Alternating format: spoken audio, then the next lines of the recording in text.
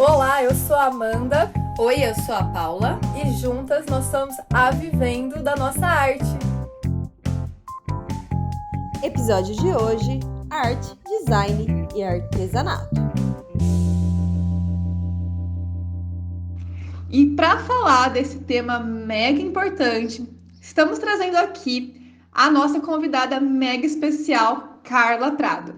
Ela é iniciante no macramê, designer, pesquisadora sobre brasilidades nos ambientes, empreendedora, gestora da Colab Canto do Ingá, filha e mãe. Carla, a gente sempre começa assim, antes mesmo de se apresentar nesse podcast, antes mesmo de saber quem é você mais a fundo.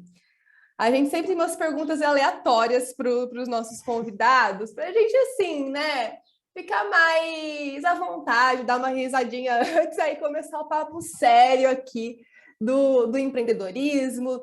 No caso, hoje a gente vai estar falando de arte, artesanato, design, né, que é um papo super interessante. Mas vamos começar aí. Perguntas aleatórias para Carla. Qual que é o seu signo e ascendente, Carla? Eu sou virginiana, com ascendente, com ascendente em Libra. Nossa, os virginianos vão tomar conta do mundo. Pelo amor de Deus, quantos virginianos eu tô conhecendo no mundo?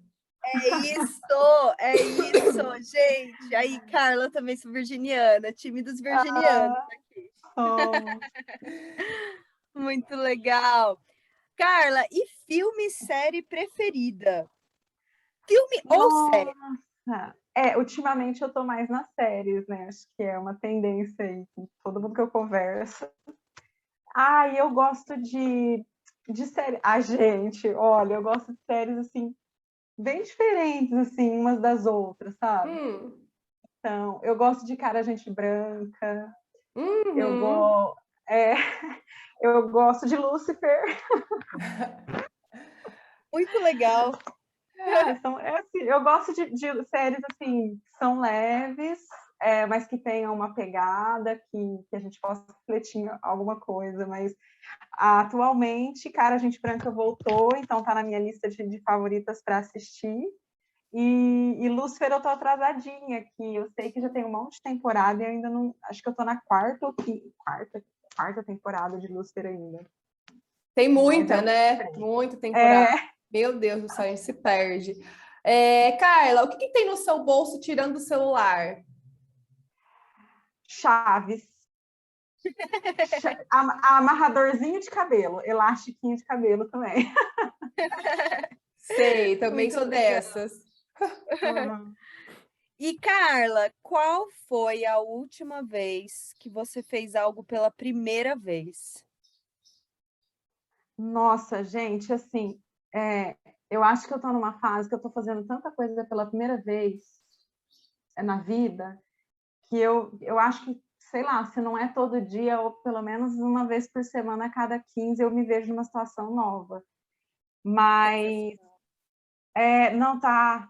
Acho que a gente está vivendo esse momento, né?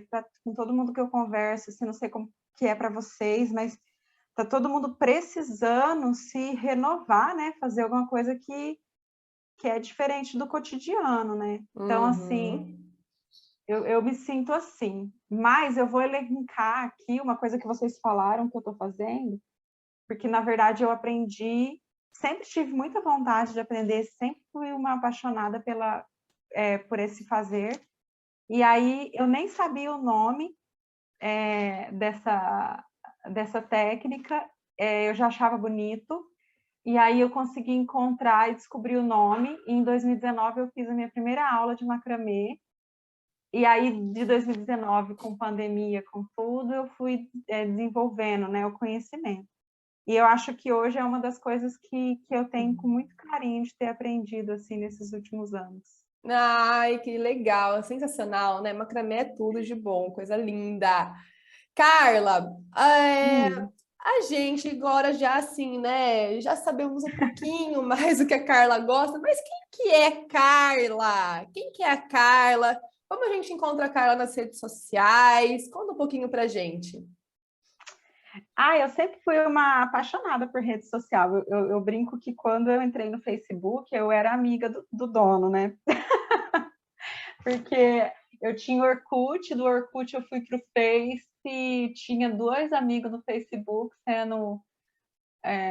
Ai, gente, esqueci o nome do dono, tá vendo? Foi meu O amigo Mark no Facebook. Zuckerberg. Então, quando eu entrei, foi uma prima minha que convidou para mim entrar no Face, aí quando eu entrei no Face, eu fiquei assustada, eu falei, gente, mas não aceitei ninguém, já tem um homem aqui no meu negócio, como que pode? Aí eu conversei com essa prima, ela falou, não, é que ele que é o desenvolvedor, ele é amigo de todo mundo. Eu falei, nossa. Então eu sou bem apaixonada por essas redes sociais, né? O meu Instagram é Carla Prado, é underline Carla Prado. É um nome bem comum, mas é por ele mesmo que eu consegui me cadastrar, né? Uhum. E o profissional, ele é o profissional, né? Eu estou sem pessoal atualmente, e tenho da loja, né? Que é da Colab, que é Canto do Ingá. Então eu tenho essas duas. A Carla Prada é essa pessoa, gosta de uma rede social.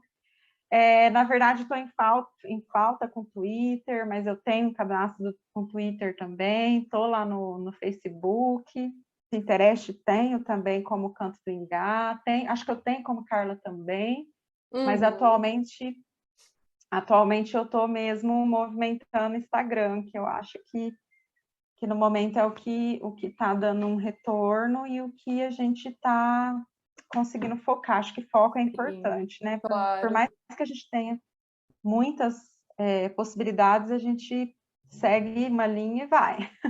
Sim. E assim, Carla, conta um pouquinho pra gente o que é, né, essa sua pesquisa de design e brasilidade. O que seria isso, para a gente entender um pouco melhor? Amanda, eu vou fazer um feedback de como que eu cheguei a isso, né? Uhum. Contar um pouquinho da história. Eu sou formada em letras pela universidade aqui da minha cidade. E eu formei e fui fazendo outras coisas e tal, eu não me adaptei no momento e na relação docente. Só que eu me interessei muito por design, e aqui na região, a instituição que oferecia design era design de interiores. Então, eu fui fazer design de interiores, acho que 7 anos depois da minha primeira formação. E quando eu estava finalizando o design de interiores, eu me voltei para a docência. Lá na docência, eu senti para esse né, departamento da minha primeira formação, e eu descobri ali que eu conseguiria pensar um pouco sobre esses interiores, né, porque fiz design de interiores, e eu poderia pensar mais de outra maneira, esses ambientes. E eu gostava muito de observar, assim, a questão da brasilidade. Isso já me faz parte, assim, sempre gostei do artesanato, sempre gostei das culturas locais, dos lugares que eu visitava. Como designer de interiores, eu sempre busquei observar isso nos ambientes que me inspiravam. Então, gostava muito de ambientes que tinham o artesanal incluído neles, né, assimilados. E esse artesanato, o artesanato local, ele foi criando esse corpo, né, de interesse meu que se transformou no que seria uma brasilidade, mas eu não sabia o que era brasilidade de fato. E aí eu fui estudar e pesquisar o que seria essa brasilidade. E foi aí que eu fui interligando de uma maneira mais sólida, para mim, o design com o artesanato, com a brasilidade, com a arte, e que rendeu, então, a inspiração e a idealização e o desenvolvimento dessa loja colaborativa hoje. Nossa, sensacional. Sensacional. Um para além, né?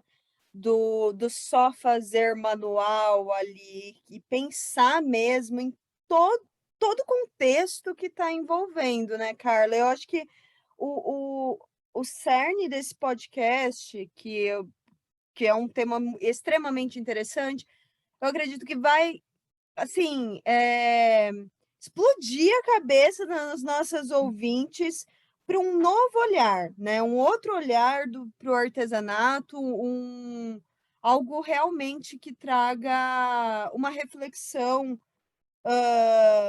cultural também, né? E conta assim, Carla, apenas uma. Você que é expert em tudo isso, né? Ah, você consegue, você fez curso de design, é isso que eu entendi? Isso, eu me formei num tecnólogo em design de interiores. Design de interiores.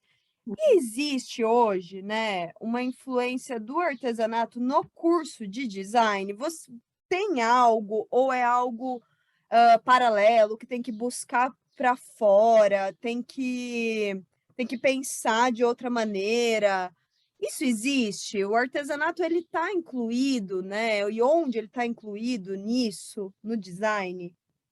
Olha, Paula, sim, ao fazer manual, ele está incluso nos cursos praticamente em tudo, tá? Em praticamente todas as atividades de desenvolvimento, tem o fazer manual.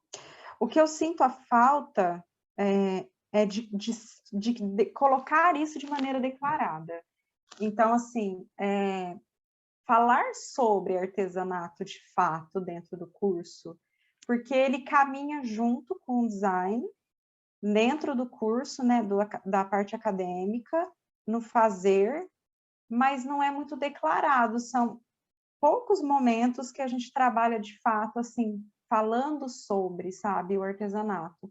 Depende muito da professora que está ali falando sobre como que ela entende isso, qual a maneira que ela aborda isso, né? E eu só estou falando isso aqui com vocês hoje porque foi um questionamento, uma reflexão que eu fiz, né? Então, nas minhas primeiras aulas, por exemplo, não fazia isso de forma declarada, não pensava e não questionava esse fazer no manual. E aí, com o tempo, com as pesquisas que eu fui observando e tendo essa noção. Então, assim, desde sempre, desde o começo da história do design, o design vem atrelado com o artesanato, isso é fato, não tem como, o design veio, né, para a industrialização, tomando aí um espaço que era um espaço do artesão, no quesito do fazer, né, da produção, de como produzir coisas, levou com ele muita sabedoria do artesanato, trabalha com isso, inclusive, de forma acadêmica até hoje, né? Só que dentro dessa questão, às vezes, nos cursos, dependendo de como esse curso trabalha, isso é mais como artes manuais e menos como artesanato declarado mesmo. Então, eu acho que é uma falha, que a gente precisava observar isso dentro da academia, mas ela está lá. No artesanato, junto com o design, não tem como, na verdade, do meu ponto de vista, existir uma separação. Você acha que existiu uma separação, né? Igual, como houve também essa separação do artesanato e arte, né? Porque antes não existia uma separação, né? O que é arte, o que é artesanato, né? E a partir do momento histórico, as pessoas que iam para artes plásticas eram artistas, pessoas que trabalhavam com a manufatura eram apenas artesãos, e antes não existia essa diferença. E é algo que realmente que a gente precisa pensar, porque a gente está no Brasil, um dos lugares onde o artesanato é mais reconhecido, né? E não falar, né, na academia, não falar em cursos do nosso próprio, da nossa própria cultura, da nossa própria região, é algo meio sério, né? E a gente vê isso mesmo também, não só nessa área, mas em outras áreas, onde o próprio artesanato não é levado como artesanato, né? É levado como artes manuais, é levado com uma outra categoria, né? Fazer manual. E é deixado de lado, né? E não deveria ser deixado de lado, porque é algo que a gente precisa potencializar, porque existe uma força nele que não é potencializada, infelizmente. E, Carla, Assim, como eu falei, né, houve essa separação de arte, artesanato, e pelo que você está me falando também, há essa separação de arte e design muitas vezes. Tem alguma diferença que a gente pode, assim, para as pessoas ficarem um pouco mais ter uma coisa mais simples na cabeça de todo mundo que está nos ouvindo aqui? Existe uma diferença entre artesanato, arte, design que você pode dizer aqui para a gente? Olha, Amanda, assim, os grupos, eles sempre existiram, né? Sempre houve, então, os segmentos, né? Então, o artesão, diferente do artista, que é o artista que a gente conhece, talvez, como artista plástico, e o designer, que veio mais recente, né? Porque se a gente volta o nosso olhar para o passado, o design ele é muito recente. Então, o que veio antes dele realmente eram os grupos de segmentos de atividades que eram artistas e artesãos, né? E esses grupos sempre foram bem marcados. É uma discussão de segmentação social, até se a gente for falar sobre se a gente for falar sobre isso é outra conversa, né? Mas assim, isso sempre existiu. A academia daí quando começaram a surgir, né, essas demandas por universidades e diplomas e formação, a academia começou então a segmentar ainda mais, né? E um exemplo de segmentação é o próprio design, porque hoje a gente tem design de produto, design de interiores, design de estamparia, e design visual, e por aí vai. Mas a diferença, assim, falando de maneira bem superficial, porque a gente sabe que a autoria existe em todos esses âmbitos, a arte, ela é eu acredito, assim, que uma das diferenças entre arte e artesanato é que a arte, ela vem né, falando bem superficial, ela vem para questionar algo, para expor algo. O propósito dela é mostrar algo. Então, é comunicar algo. A arte, ela vem comunicar. Ela pode comunicar, por exemplo, uma continuidade de um tipo de cultura, ou ela pode vir para quebrar, né, e questionar essa mesma cultura, mas ela sempre vai estar comunicando alguma coisa. O artesanato, ele é um fazer que é mais funcional, né? Então, ele serve para algo. E isso é o que o artesanato, né, faz. Foi uma das primeiras atividades do ser humano, né? Construir coisas, fazer ferramentas, né? De maneira manual. Então, superficialmente, a gente pode elencar esses segmentos dessa maneira. Quando a gente fala em design, a gente fala em projetar, planejar, desenhar, imaginar de maneira, uma imaginação aplicada sempre em como fazer alguma coisa, como desenvolver algo. Então, o design, ele é um projeto mesmo, uma maneira de pensar uma atividade. Sim, seja porque ela uma... pode falar. Sabe o que rola? A gente vê mais ou menos que várias nomenclaturas, né? Várias nomenclaturas são colocadas, né? Eu faço bolsa de crochê, por exemplo, e aí eu me coloco como designer, entendeu? Mas uma outra pessoa que faz também bolsa de crochê, ela se vê como artesã. E uma outra pessoa que também faz bolsa de crochê, ela se vê como artista.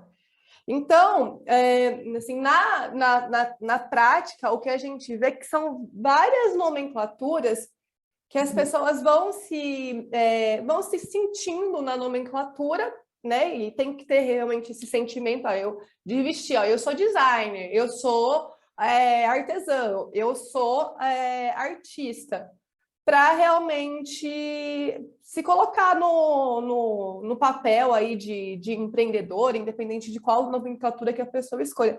E aí rola muita dúvida, né, de muitas artesãs, né, na questão de caramba. Será que eu sou uma artesã? Será que eu sou uma designer? Será que eu sou uma artista?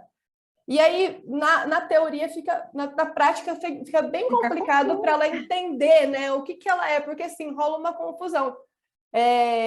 Eu acho que na teoria é uma coisa, não sei se você tem esse sentimento, né? Na teoria, design é uma coisa, na teoria, artesanato é uma coisa, na teoria, arte é uma coisa, mas na prática, vai muito do sentimento da pessoa. O que você acha disso? Assim, Amanda, no comércio, você trabalha com apropriação. Então, assim, quando a gente tem um termo que está muito em alta, ou um termo que significa muito, que garante um certo status, e é uma estratégia de marketing você utilizar ele, né? Então, por exemplo, tem muita gente que está falando que faz tapeçaria hoje em macramê, tapeçaria vertical em macramê, porque o termo começou a ter um peso, e aí em falar só que é artesã de macramê, às vezes não está sendo interessante. Tem gente que faz macramê e trabalha com macramê, e o perfil dessa pessoa, a forma como ela se conecta com o comercial para o seu cliente, para a pessoa que está vendo, é como design têxtil. Está começando a colocar esse nome de tecelagem, têxtil, tapeçaria em voga novamente. Então, na verdade, quando a gente pensa em comércio, a gente pode se apropriar de alguns termos e trabalhar isso como uma estratégia de marketing para me diferenciar daquele outro.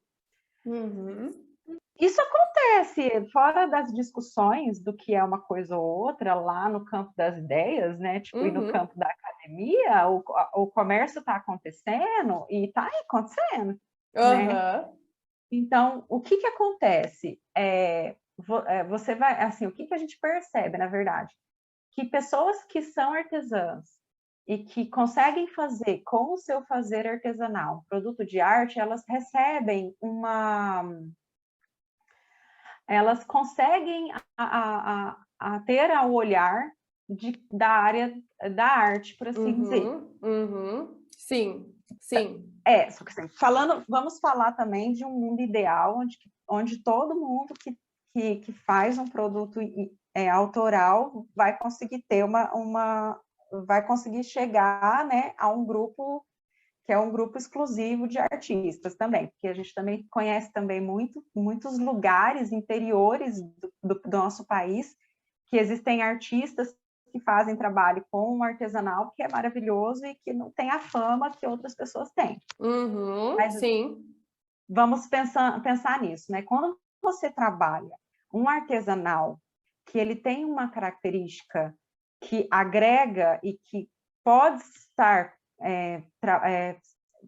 inserido no que um grupo, né, com sede e como arte, você muda o seu status na realidade, assim, dentro desses grupos sociais aí, profissionais, né? Então, se você é um artesão que consegue produzir uma peça, e essa peça é uma peça que tem um questionamento, que carrega uma mistura entre uma cultura do seu, né, de antepassados, mas tem ali uma autoria, uma coisa diferente que você fez, é possível que você esteja sendo um artista.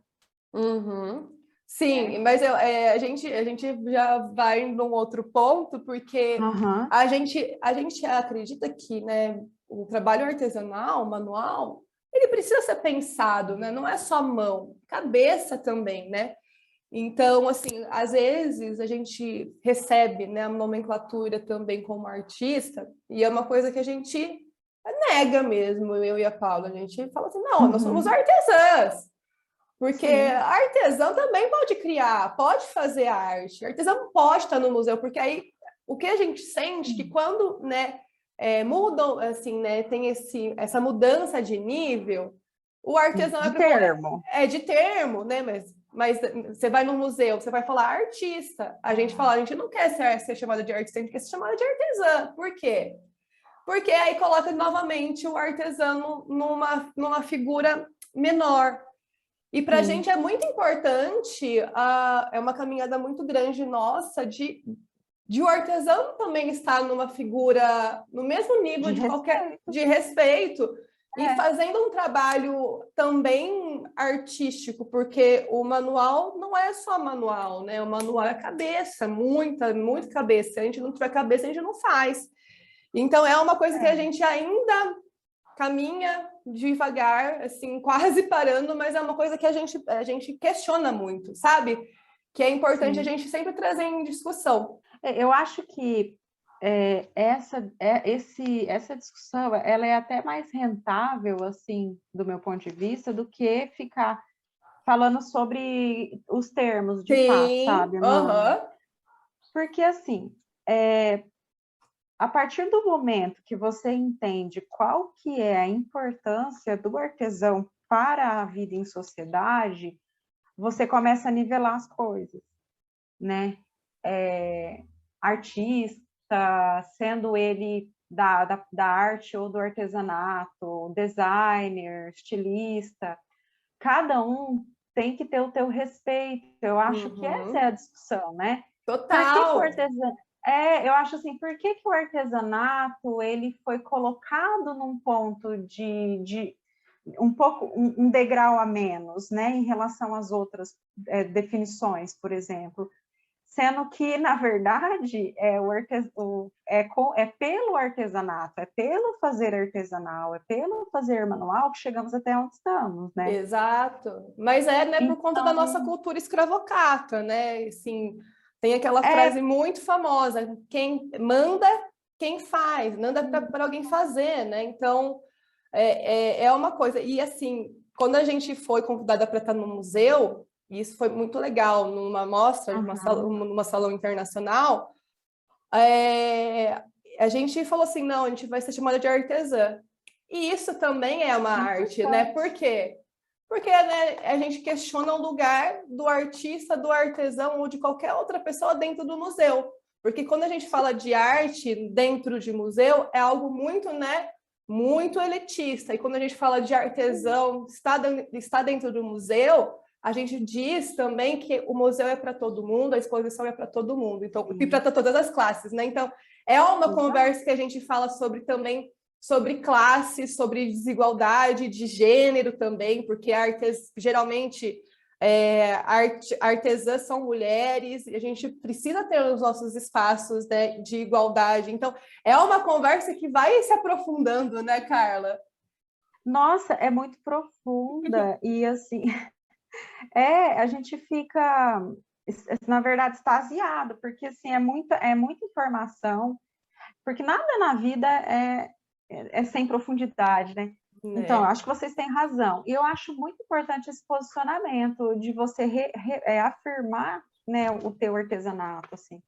Eu acho que isso é uma maneira de provocar, é uma maneira de questionar, de balançar o status quo que a gente vive, né? E de colocar as coisas às claras. É aquilo que eu falei. Total. Eu acho o artesanato mega subversivo, gente. É muito. É pesado de subversão, gente, não é? E aí você vê assim, né? Por exemplo, no momento que a gente vive hoje, né? Com pandemia, questão econômica, tudo, o que não é, eu não vou romantizar, gente, não estou longe de romantizar. Mas o que acontece? O que vem acontecendo? Então, acontece o que se voltam os olhares para o artesanato, pelo feito à mão. Por quê? Porque é geração de renda, né? Então, é importante a gente dar esse valor, porque a gente é uma sociedade, o poder está na mão de uma minoria, e a maioria está fazendo o quê? Está fazendo artesanato, está se voltando para esse fazer manual, para conseguir gerar renda. Então, isso é de muita importância. O artesanato ele é de muita importância para o meio social e econômico que a gente vive. Né? Então, a gente tem que se posicionar. Muito, Eu acho. totalmente, totalmente. E é legal, né, a gente pensar para além das nomenclaturas mesmo, porque no final das contas tudo está muito enviesado, né? Uhum. A gente consegue pensar que uma artesã que está ali fazendo a sua peça, trazendo o começo, meio e fim, que esboçou e nem sabe, né, que está fazendo um protótipo ali, ela também ali está dentro do design, né? Ela Tá manja fazendo. daquilo, ela sabe as técnicas, ela sabe o material que ela vai usar, sabe o que vai dar certo, o que não vai dar, sabe o começo e fim de um projeto. E também tem um lado subjetivo, que a gente fala muito sobre isso para as nossas alunas, sobre a questão da peça autoral. E trazer, mesmo que você não faça uma peça, faça um artesanato regional e faça um artesanato urbano, mas algo que faça sentido para você, que tenha conexão com o seu mundo interno, né? Então, aí também tem esse lado da artista. Onde você acha, Carla, o que você acha que as artesãs têm que aprender com os design e os design têm que aprender com as artesãs? Você consegue desdobrar esse assunto? Desde o início do design, o artesanato ele auxilia o design, né? Assim, a gente tem aquela ideia de que o design veio para organizar o sistema de produção, que antes era artesanal, para o industrial. Mas não existe como organizar nada se você não tem conhecimento de como aquilo é feito, produzido e quais são as necessidades. Então, todos os livros e estudos que eu tive sobre como que foi né, o desenvolvimento do design, sempre tem, né, esse fazer manual do artesanato incluso na discussão. Né? Então, por exemplo, em 1870, na escola de design, que na verdade era uma escola de arte, mas ensinava design, na Bauhaus, que é conhecida pela arquitetura e pelo design, sempre havia, então, disciplinas, mais de uma, que traziam o artesão e a artesã para dentro desses espaços para mostrar como se faz. Então, o artesanato sempre teve um papel muito importante para o design. Porque quando a gente vai planejar alguma coisa, quando a gente vai colocar, esboçar, né, levantar como fazer algo, você precisa saber de técnicas, você precisa saber de tempo, você precisa saber de material, e tudo isso quem sabe, na verdade, é o artesão. O design, ele mudou muito, agora falando do design em particular, ele mudou muito, né, da época industrial, da industrialização, né, do desenvolvimento da industrialização, para o momento atual. Então, hoje o design, ele está mais para gestão, né, o seu conhecimento está se voltando mais para o pensamento em design, para o design thinking, que as pessoas gostam de falar,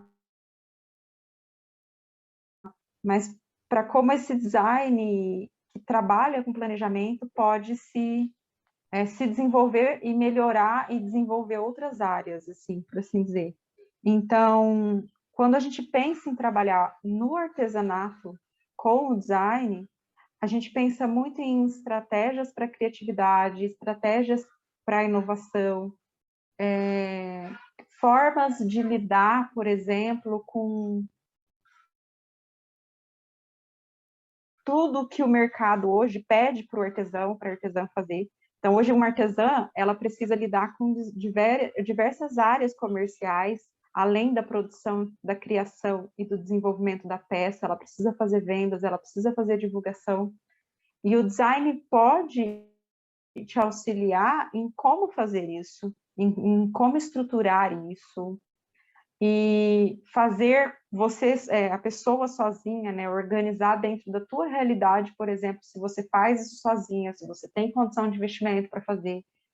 O design vem para auxiliar o artesanato com a gestão. Do meu ponto de vista, é isso, gestão e planejamento, desenvolvimento, em âmbito geral. Com certeza. Nossa, Casa o muito, artesanato, né? demais, casa. demais. E é isso É. mesmo. Eu acho que se a gente romper essas barreiras que existem entre as áreas, eu não acho, perdão, eu acredito nisso mesmo.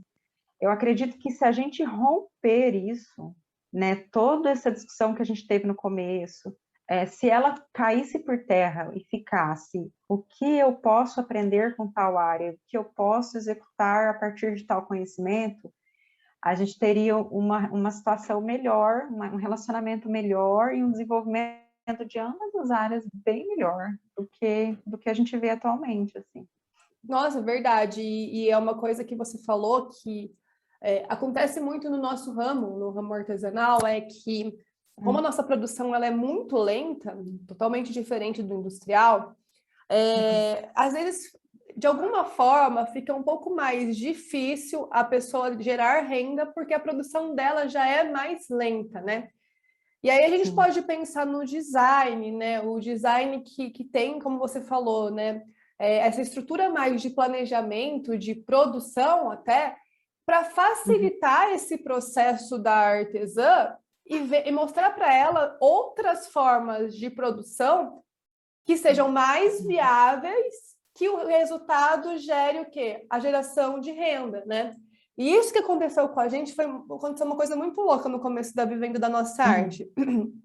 A gente, principalmente nós, né, que somos artesãs, temos esse tesão de falar que a nossa peça demorou 16 horas para produzir, né? É uma delícia dizer isso, mas na prática, o que acontece? Quanto menos eu produzo, mais eu tenho que entender que o meu produto tem que ser um pouco mais caro, mas mesmo assim, às vezes eu tenho que produzir um pouquinho mais, entendeu?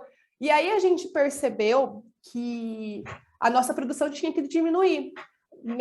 Tem que ainda, né? Claro que a nossa base sempre vai ser artesanal, vai ser uma artesanal, mas não vai ser um negócio, né, slow não, desculpa, um negócio de fast, um negócio que tem que ser rápido, nada disso. Mas a gente tinha que, de alguma forma, diminuir a produção, o tempo de produção.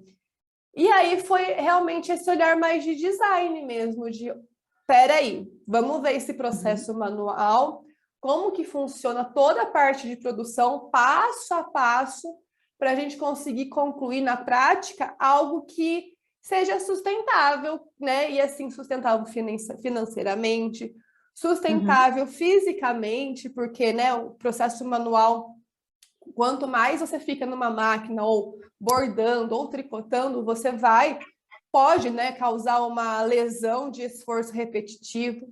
Então é algo que a gente tinha que sempre pensar, que é algo que a gente fala assim, poxa, a artesã realmente tem que sacar isso. E eu acho que, não sei se você concorda, que a gente pode aprender isso com o design, né? A artesã pode aprender isso com o design.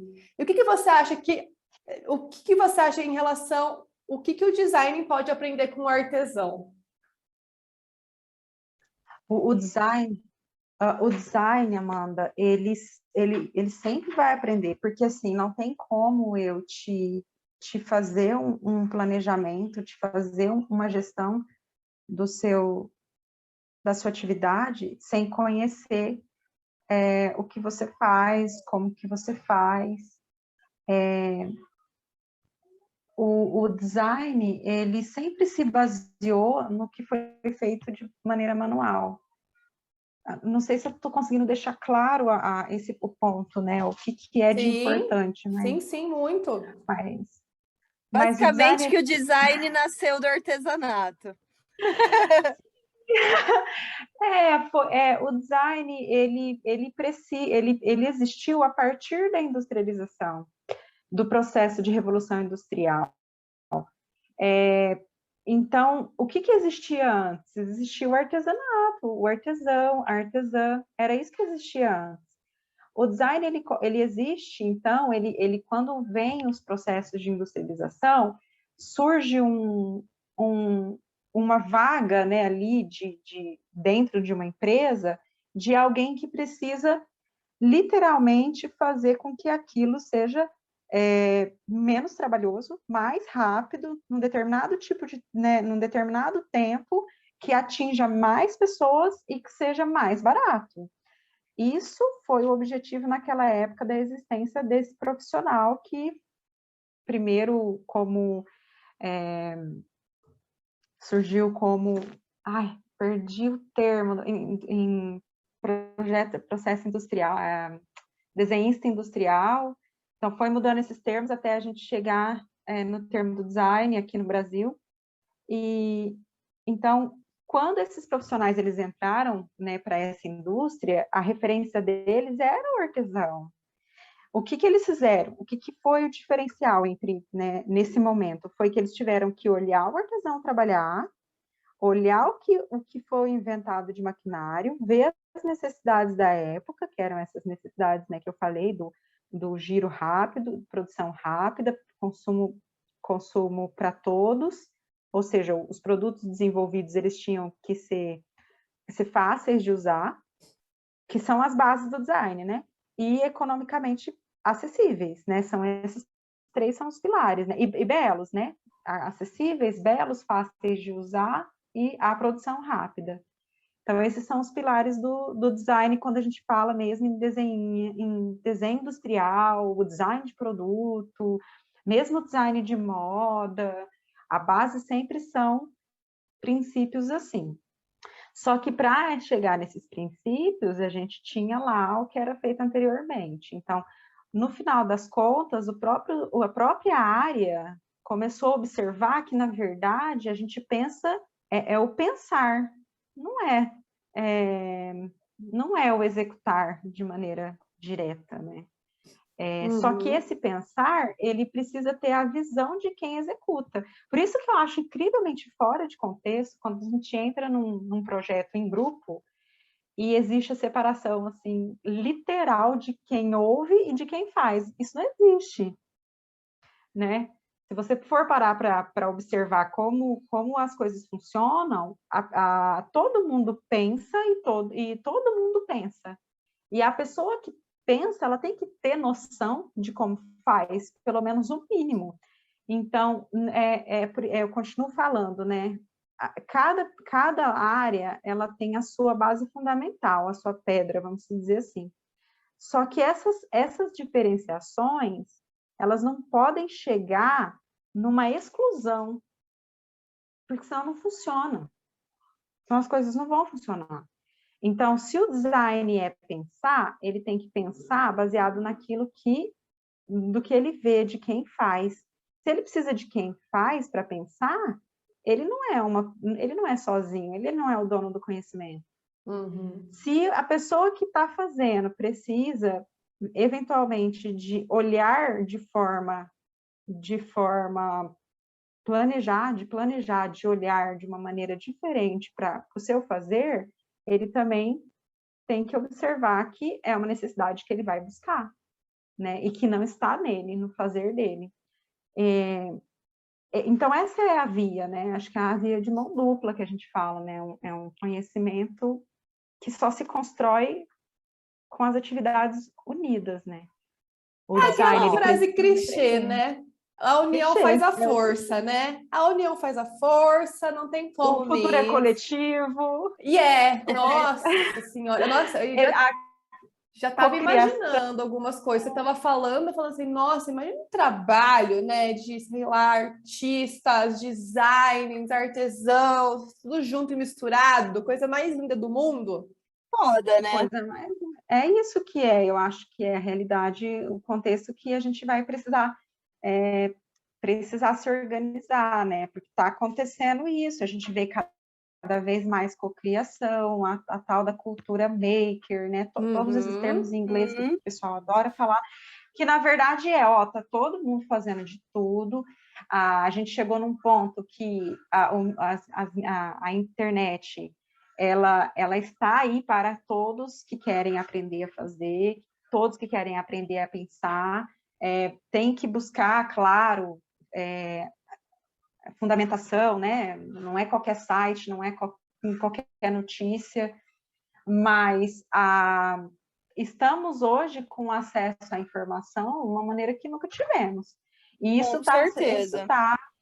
isso tá dando retorno no fazer tanto do design, quanto da arte, quanto do artesanato. Então, a gente precisa refletir um pouco mais sobre, né? Total, total. E assim, ó, Paula. eu acho que eu preciso fazer um comentário que eu não tô me aguentando. Que a Carla estava falando sobre, né, a colaboração do design para o artesanato e do artesanato para o design. Eu acho que tem uma coisa que a gente tem que aprender muito com o design, que é muita artesã, Carla, o que acontece? Ela peca no excesso. O que acontece? Começa a fazer uma peça sem um olhar de projetista, de design e tudo mais, e a peça nunca acaba.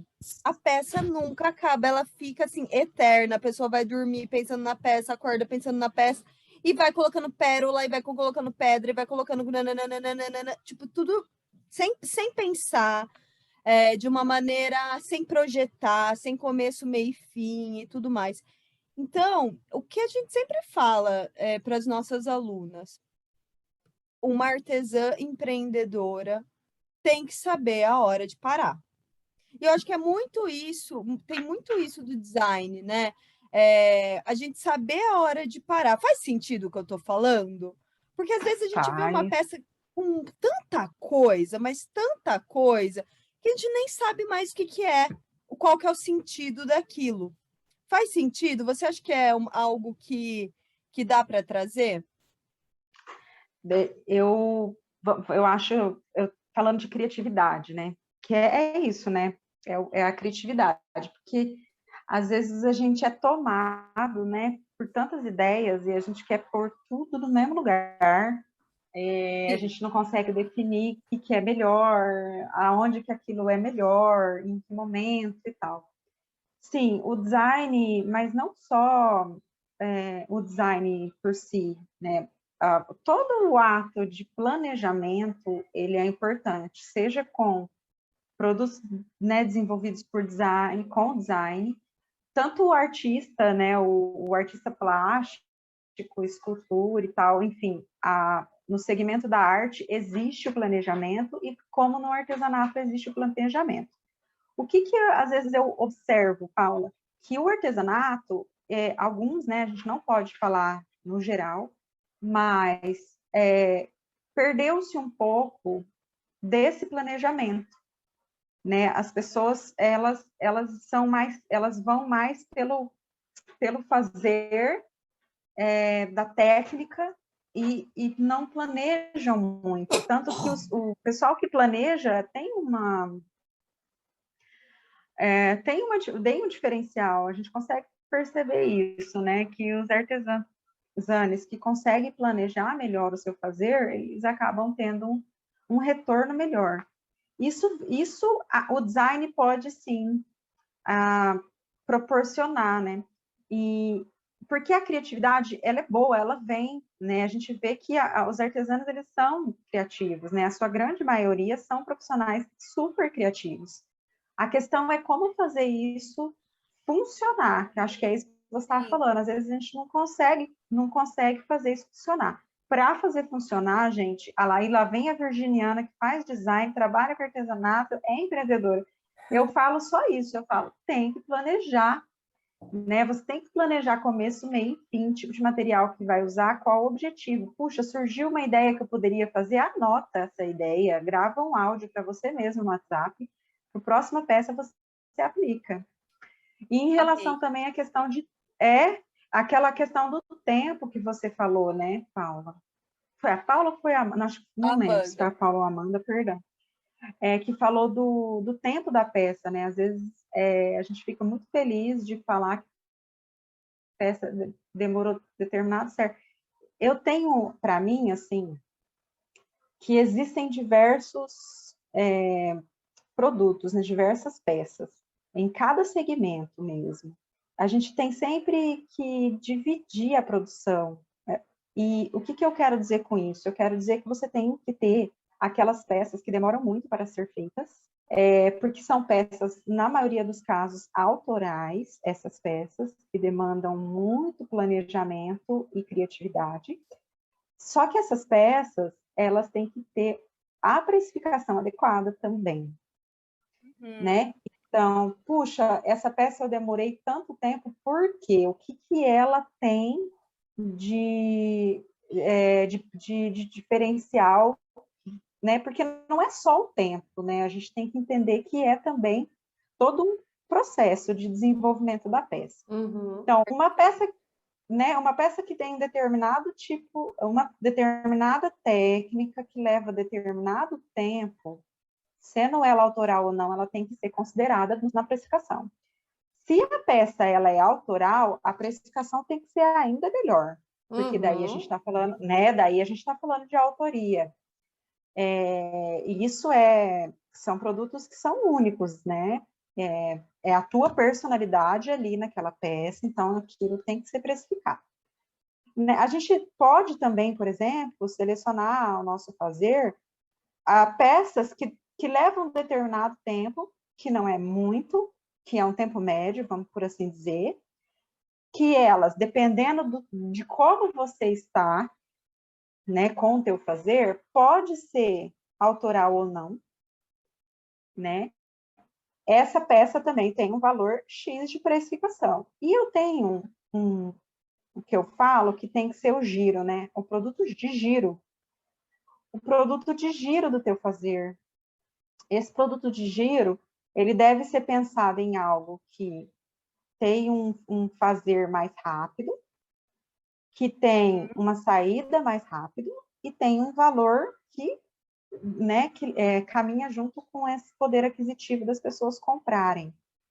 Lembrando que a gente ainda está falando de um fazer sustentável, de um empreendedorismo artesanal sustentável. Tudo isso considerando sempre a dignidade do fazer, ou seja, eu não vou ficar doente por isso. Então, quando alguém chega para mim e fala, mas artesanal é tão caro, eu mando aquela, não, o artesanal é digno, né? A pessoa está trabalhando em condições dignas, não está se adoecendo. Caro é o industrializado que escraviza, isso aqui, não considera o meio ambiente, isso vai ser caro um dia. Sim. Então, eu sempre rebato. Os artesãos têm que pensar nisso, sabe? Selecionar o seu fazer, separar que tipos de peça, onde você vai.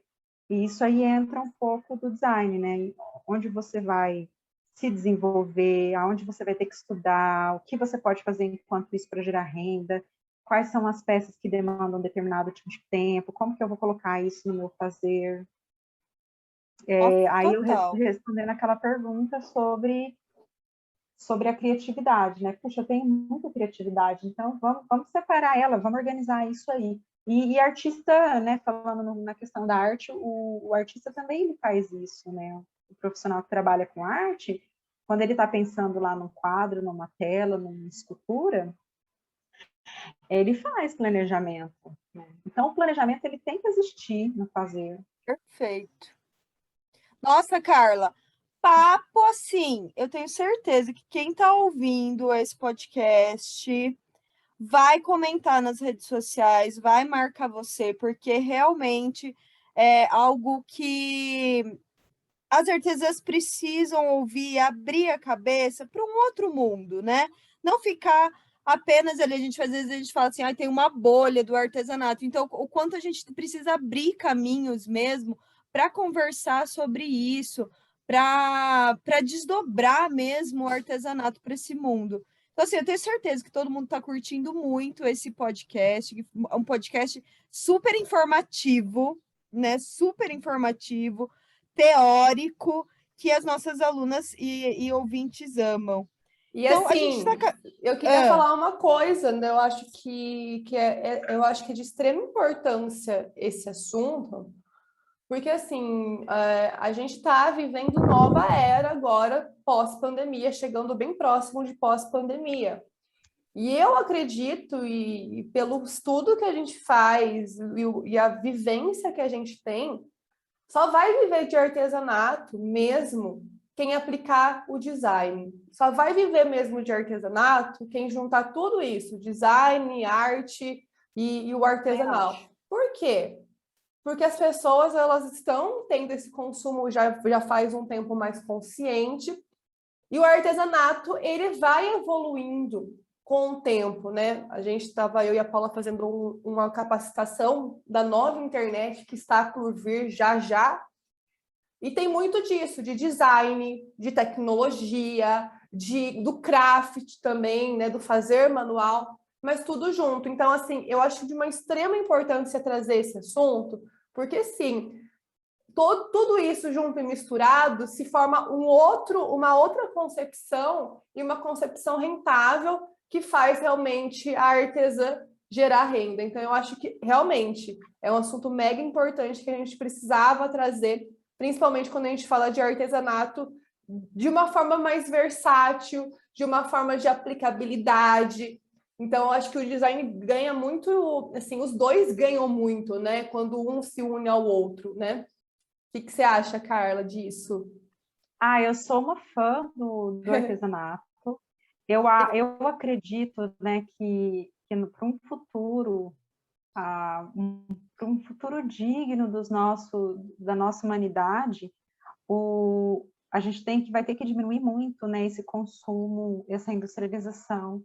Então, do meu ponto de vista, o design tem que pensar nisso. A gente não pode ser o design da revolução industrial que está dentro de uma empresa, né, enlouquecendo para fazer produto sem pensar em meio ambiente.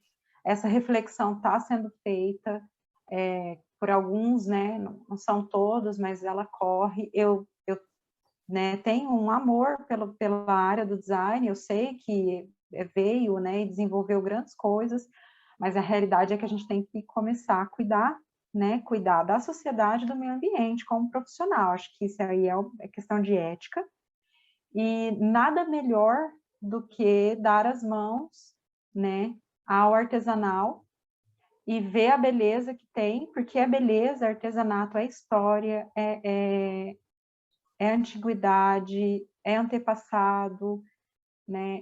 Artesanal é isso, né? É o que fez, o que nos trouxe até aqui, o que propiciou, então, o desenvolvimento dessas outras ciências e meios, né?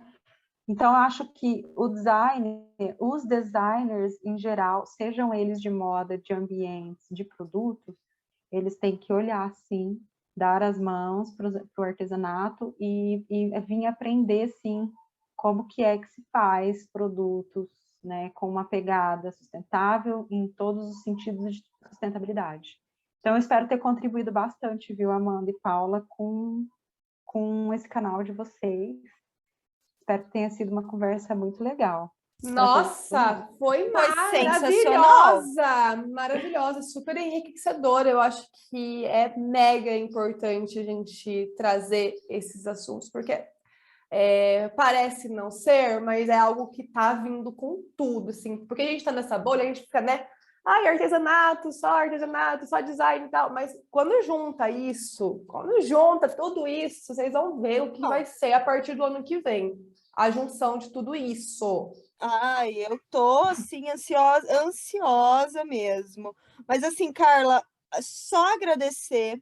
E também, para uma última pergunta, porque as ouvintes devem estar curiosas sobre essa loja da Collab, conta um pouquinho para a gente. Você é curadora de uma loja, né? Que loja é essa?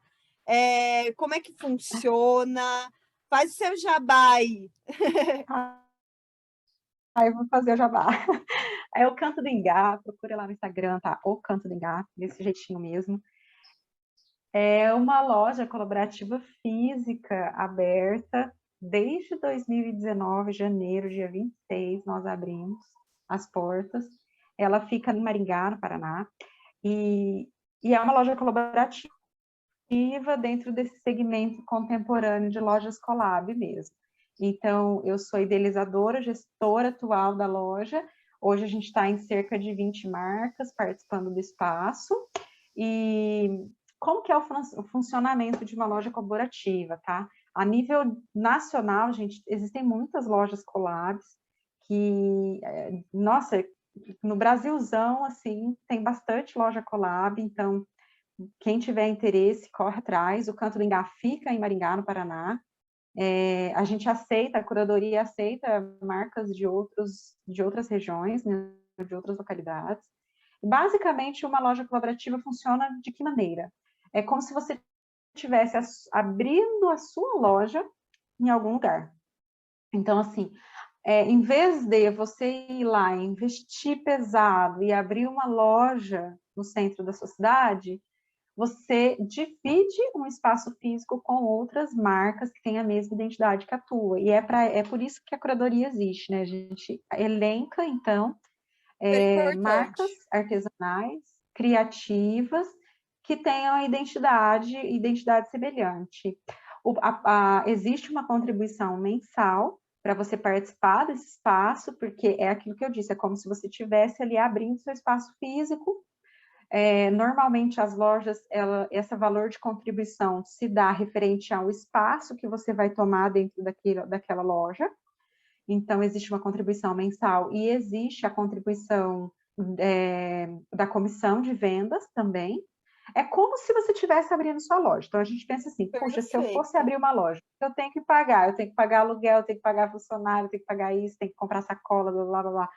Então, tem que pagar divulgação, vai ter feira na minha loja? Tem que pagar para fazer a feira. Mas, outro negócio, né, a parte. Só que a gente vai falando, investir na feira, investir no funcionário, não. Se você tivesse sozinho, quanto que isso ia ser? Dependendo de onde for, né, você vai ter que desembolsar aí por mês, né, 10 mil, 5 mil, 6 mil, dependendo do lugar, né? Estou falando de lugares menos nobres, né? Dentro do comércio da cidade onde você está. Então, uma loja colaborativa, você não chega... eu desconheço lojas que você vai investir um valor maior que R$2.000, por exemplo. Eu estou falando R$2.000 é um valor altíssimo. Existe R$6.000 de loja colaborativa, mas são outros, né? São outros públicos-alvos. Então, a maioria das lojas que eu conheço, você vai pagar aí entre R$200 a R$500 para ter o seu espaço naquela loja, tá? Esse é um valor de contribuição mensal, mais a comissão de vendas, e você vai estar ali com o seu produto exposto, com mais 30, 40, dependendo do tamanho da loja. No caso do Canto do Ingá, a gente está em 20. E como que isso funciona? Eu divulgo a loja, os 20 que estão comigo, divulgo a loja. Eu tenho uma potência tão grande de divulgação. O cliente de um vai lá e vê os outros 19, né? Então, esse é o efeito o efeito colaborativo dentro do comércio, né? Então, a loja colaborativa, ela é isso. O Canto do Ingá é uma dessas. A gente está em rumo para fazer aniversário de 3 anos. Nós abrimos em 2019, Paula, Amanda, abrimos em 2019, fizemos muito barulho, foi muito legal. Em março de 2020 veio a pandemia. E desde então, para uma loja física, né? E desde então, estou muito feliz, assim, porque nós continuamos, estamos aqui vencendo esse período de pandemia, estamos já próximo do pós-pandêmico, e esse ano a gente fez o e-commerce, então quem quiser entrar lá no nosso e-commerce é www.cantodoingá.com.br também. Olha, firme e forte, é isso, né? É uma delícia saber que a gente, em alguns momentos, né, vem a pandemia, né, uma loucura, mas a gente está firme e forte e a gente está indo, né, Carla? Que bom, a gente fica muito feliz e vida longa. Aí é o Canto do Ingá, vai dar tudo certo e com essa nova era que está vindo já, vai ser muito sucesso. Obrigada, gente. Obrigada mesmo pelo convite, fiquei muito feliz. E, como eu disse, espero ter contribuído muito, Amanda e Paula, com o canal de vocês e essa conversa toda. Com certeza, Carla. A gente que agradece. Manas, marquem Carla, marque Canto do Ingá, marque Vivendo da Nossa Arte nas redes sociais. Se você estiver ouvindo esse podcast, fala o que você achou desse podcast. Carla, muito obrigada. Com certeza é um podcast muito enriquecedor e só gratidão mesmo pela disponibilidade de estar aqui hoje.